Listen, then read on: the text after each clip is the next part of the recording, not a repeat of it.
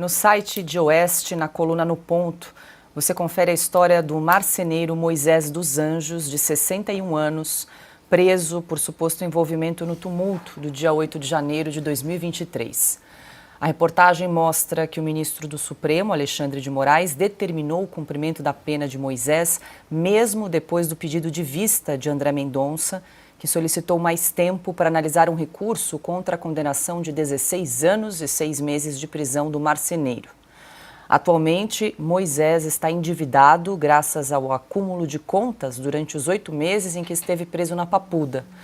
Ao obter a liberdade provisória em agosto do ano passado, o marceneiro voltou a trabalhar e iniciou a construção de uma casa no mesmo terreno onde mantém uma oficina mecânica. No entanto, a construção não deverá seguir adiante. Isso porque a mulher de Moisés está desempregada e passa por tratamento médico. Além disso, os bens e as contas bancárias do marceneiro, com pouco menos de R$30 mil, foram bloqueados por ordem do ministro Alexandre de Moraes. Para mais detalhes aí sobre o caso, é só acessar o site revistaoeste.com.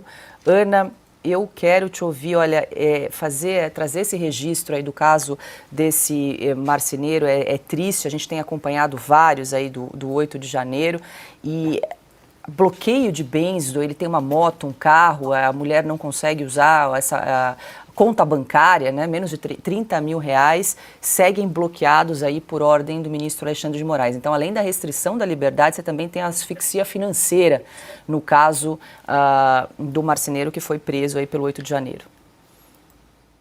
Olha, Paula, é difícil até comentar uma notícia dessa, né? Porque o que nós temos visto é que o Alexandre de Moraes, o ministro, ele tem um certo sadismo estranho, né?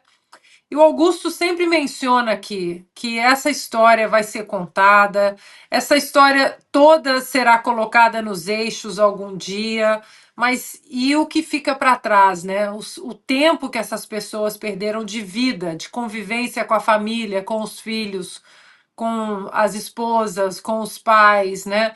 As atividades escolares dos filhos, dos netos, isso não tem mais volta. Por mais que ali na frente haja uma supercompensação financeira para tentar amenizar todo esse sofrimento, essa tortura, porque não tem outro nome, isso é tortura.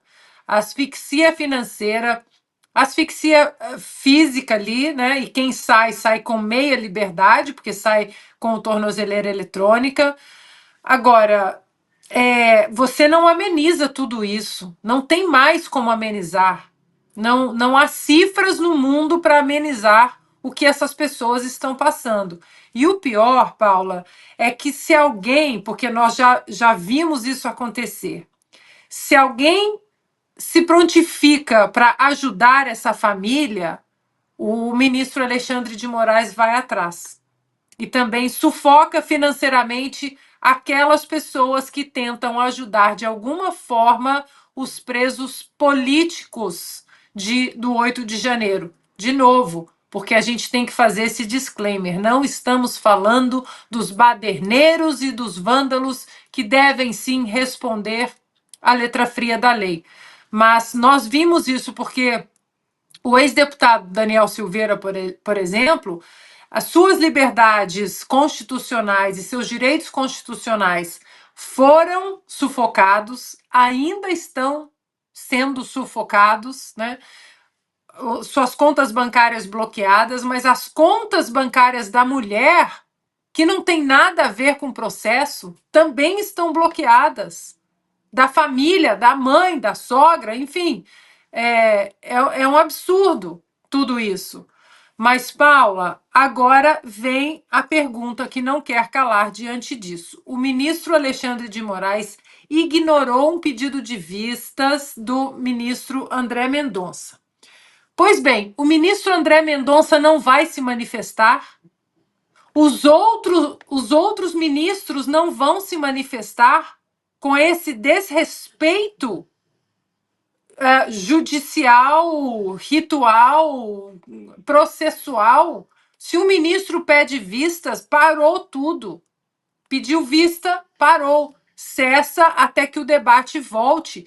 E o ministro Alexandre de Moraes simplesmente dá de ombros: não vou respeitar um outro ministro, não vou respeitar o processo, o rito que acontece na Corte Suprema do país, dá de ombros para a jurisprudência e para os trâmites legais ali daquele tribunal. Os outros ministros continuarão calados, então quer dizer que está liberado qualquer um deles simplesmente ignorar esses ritos e esses trâmites processuais e atropelar a nossa Constituição ao seu bel prazer?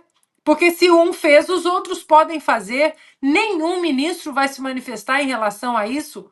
Até quando, Paula, os outros ministros vão proteger esses desmandos e inconstitucionalidades do Alexandre de Moraes? Os outros ministros, seja o ministro André Mendonça, que foi desrespeitado, sejam os outros ministros, eles precisam proteger a nossa instituição Supremo Tribunal Federal, que é importantíssima para a nossa República. Não vamos aguentar mais tanta inconstitucionalidade por parte de um ministro só. Dessa maneira, a conta chegará em todas as esferas, psicológicas para os presos, financeiras também, mas também contas além das nossas fronteiras. O que o mundo está pensando agora do Brasil? Olhando, acabamos de falar do Congresso americano. O que o mundo vai falar? Peraí, ali eu não piso, porque aquilo ali é um hospício jurídico. Os outros ministros precisam tomar essa rédea, Paulo.